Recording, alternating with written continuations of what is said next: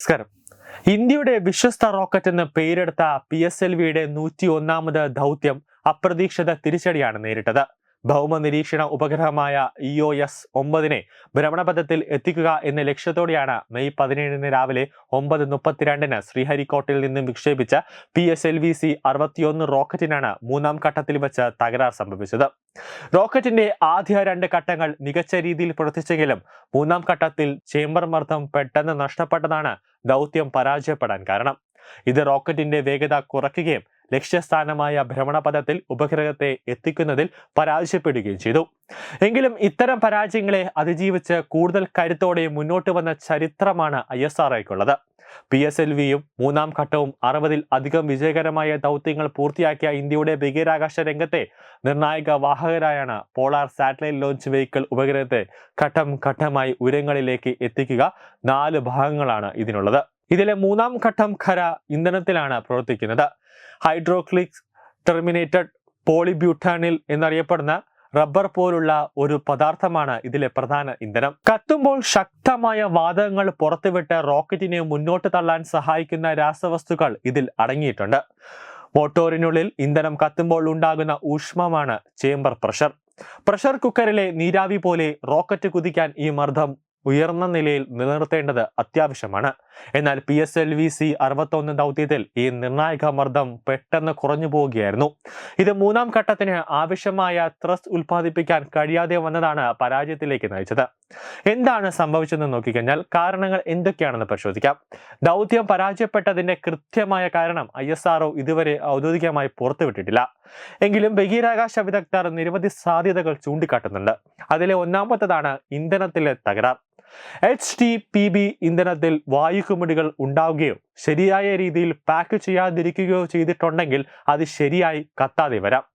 രണ്ടാമത്തേതായി പറയുന്നത് motor case ചോർച്ച. റോക്കറ്റിന്റെ ബോർഡിലുണ്ടായ ഒരു ചെറിയ വിള്ളലോ ദ്വാരമോ ഇന്ധനം കത്തുമ്പോൾ പുറത്തു വരുന്ന വാതകങ്ങൾ പുറത്തേക്ക് പോകാൻ കാരണമാവാം. മൂന്നാമതായി പറയുന്നത് താപസമ്മർദ്ദം. പറന്നുയരുമ്പോൾ റോക്കറ്റിന്റെ മോട്ടോർ കടുത്ത ചൂടിനെയും തണുപ്പിനെയും ഒരേ സമയം നേരിടുന്നുണ്ട്. താപനിലയിലുള്ള പെട്ടെന്നുള്ള മാറ്റങ്ങൾ റോക്കറ്റിന്റെ കേസിംഗിൽ വിള്ളലുകൾ വീഴ്ത്തേക്കാം. കൂടാതെ നാലാമതായി പറയുന്നത് നോസിലിലുണ്ടായ കേടുപാടുകൾ. റോക്കറ്റിൽ നിന്നും വാതകങ്ങൾ പുറത്തേക്ക് പോകുന്ന നോസിലിന് എന്തെങ്കിലും തടസ്സമോ രൂപമാറ്റമോ സംഭവിച്ചിട്ടുണ്ടെങ്കിൽ വാതകങ്ങൾക്ക് ശരിയായി പുറത്തേക്ക് പോകാൻ കഴിയില്ല. അസമമായ ജ്വലനമാണ് അടുത്തതായി പറയുന്നത്. അതായത് ഖര ഇന്ധനം എല്ലായ്പ്പോഴും ഒരുപോലെ കത്തണം. അങ്ങനെ സംഭവിച്ചില്ലെങ്കിൽ മർദ്ദം കുറയാൻ സാധ്യതയുണ്ട്. അടുത്തതായി പറയുന്നത് ടെസ്റ്റിംഗിലെ പിഴവ്. റോക്കറ്റിന്റെ എല്ലാ ഭാഗങ്ങളും വിക്ഷേപണത്തിന് മുമ്പ് കർശനമായി പരിശോധിക്കാറുണ്ട്. എന്നാൽ ചെറിയ ഒരു തകരാർ ശ്രദ്ധയിൽപ്പെട്ടില്ലെങ്കിൽ അത് പറക്കുന്നതിനിടയിൽ വലിയ പ്രശ്നങ്ങൾക്ക് കാരണമാകാം. 3 പതിറ്റാണ്ടിനിടയിൽ മൂന്നാമത്തെ പരാജയമാണിത്. 1993-ൽ PSLV-C-D1 ഘട്ടം വേർതിരിയുന്നതിലും നിയന്ത്രണ സംവിധാനത്തിലുമുണ്ടായ പ്രശ്നങ്ങൾ. 2017-ൽ PSLV-C-39 ഉപഗ്രഹത്തെ സംരക്ഷിക്കുന്ന ഹിറ്റ് ഷീൽഡ് വേർപെടുന്നതിൽ പരാജയപ്പെട്ടു.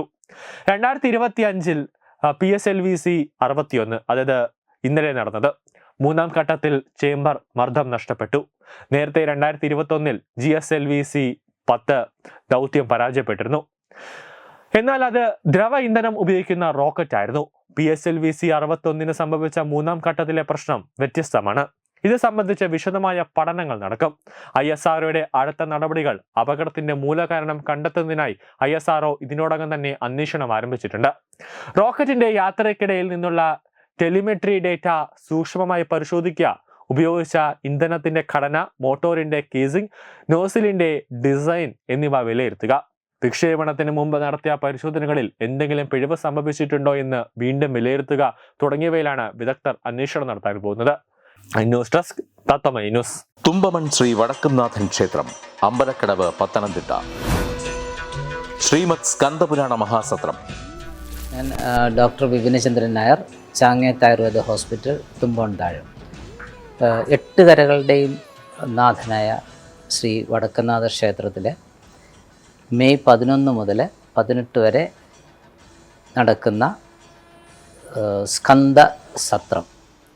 ഇത് ഇന്ന് കേരളത്തിൽ എനിക്ക് തോന്നുന്നത് ആദ്യമായിട്ടാണ് ഇങ്ങനെ ഒരു സ്കന്ദസത്രം ഇവിടെ നടത്തുന്നത് എന്ന് തോന്നുന്നു. ഇതൊരു മഹാക്ഷേത്രമാണ്.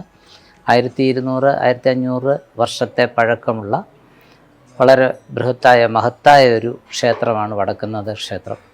ഈ ക്ഷേത്രത്തിലേക്ക് ഈ സത്രത്തിന് എല്ലാവരുടെയും സഹകരണം, ഈ 8 കരയിൽ നിന്ന് ഉള്ളതല്ല, ഈ കേരളത്തിലെ അങ്ങോളം ഇങ്ങോളം ഉള്ള എല്ലാ ഭക്തജനങ്ങളുടെയും സാന്നിധ്യവും സഹകരണവും ഞങ്ങൾ അഭ്യർത്ഥിക്കുകയാണ്. എല്ലാവരുടേതും ഉണ്ടാകണം. ഇതിനു വേണ്ട എല്ലാ ആശംസകളും ഞാൻ നേരുന്നു.